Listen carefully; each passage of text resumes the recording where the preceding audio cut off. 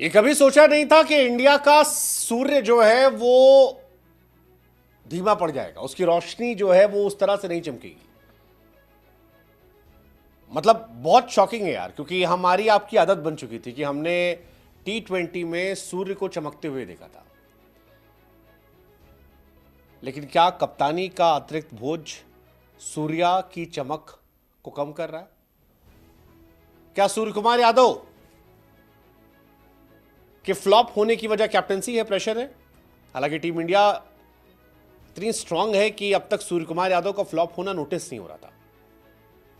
लेकिन अब जब इंडिया की हार हुई है और बीते मैच में इंडिया हारते हारते बची थी, तब लोगों की निगाहें गई हैं कि भाई साहब सूर्य कुमार यादव का अनरियल डाउनफॉल शुरू हो गया है। मतलब सूर्या टेस्ट में गए, नहीं चल पाए, समझ में आया। सूर्या वनडे में गए, इंडिया वर्ल्ड कप हारी, काफी लोगों ने कहा, माना कि यार सूर्या चल जाते तो शायद कहानी अलग होती। एक मैच में भी सूर्या ने इंपैक्ट वो नहीं दिखाया जो उनसे हम एक्सपेक्ट कर रहे थे। बट T20 में Suryakumar Yadav was always a different beast. जब से वो आए थे तब से कोई उनके आसपास नहीं रहा है।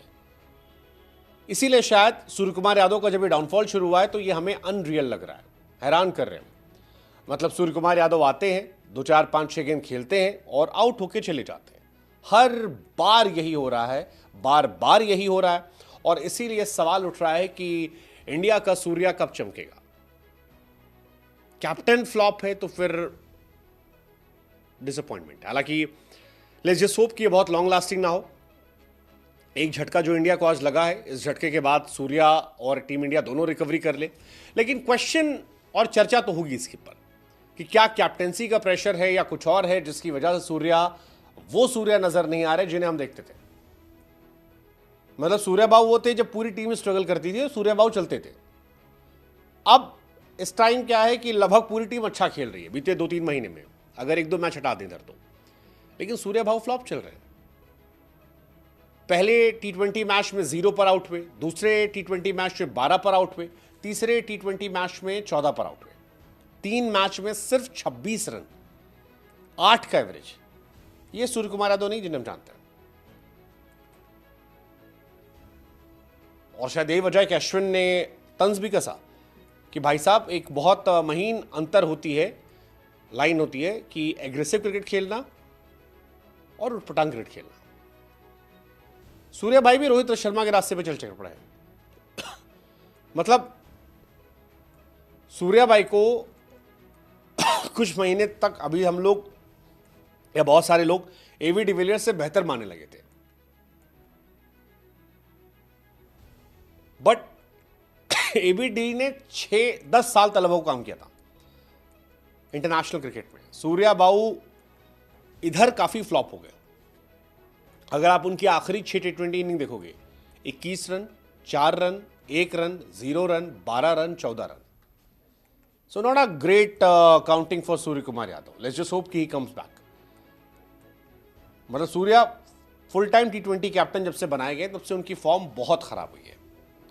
कैप्टन बनने के बाद सूर्य कुमार यादव ने 9 इनिंग में बैटिंग की है, जिसमें 164 रन बने, जिसमें एवरेज सिर्फ 18 का। और ये सूर्या का एवरेज नहीं रहा है।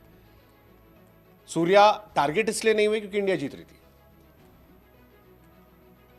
बट अब चीजें जल्दी दिखाई पड़ती है। रोहित शर्मा ने भी जून जुलाई में वर्ल्ड कप जीता था। आज के टाइम में देखो 3 महीने बाद कैप्टनसी से ड्रॉप होना पड़ा, एक वर्ल्ड सीरीज बहुत खराब हुई। सूर्या बाबू भी अच्छा क्रिकेट खेल रहे थे, एक ही फॉर्मेट में खेल रहे थे, अच्छा खेल रहे थे। एक ही फॉर्मेट पे खेलने के चलते डिविलियर्स से कंपैरिजन हो गया।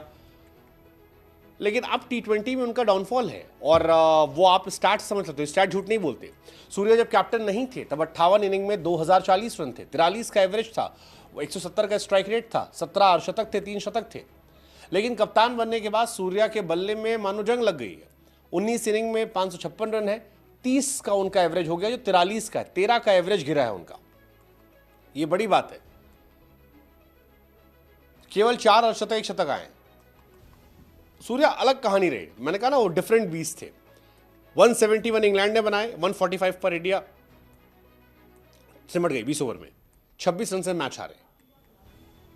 हालांकि सब फ्लॉप थे, संजू फ्लॉप हुए, अभिषेक फ्लॉप थे, तिलक फ्लॉप हुए, सुंदर फ्लॉप थे, अक्सर फ्लॉप थे, जुरेल फ्लॉप थे। बट फिर वही कहानी, लड़े तो जीते नाम सरदार का, हारे तो फिर नाम सरदार का। अब हार हुई है, सवाल इसलिए उठने शुरू हुए।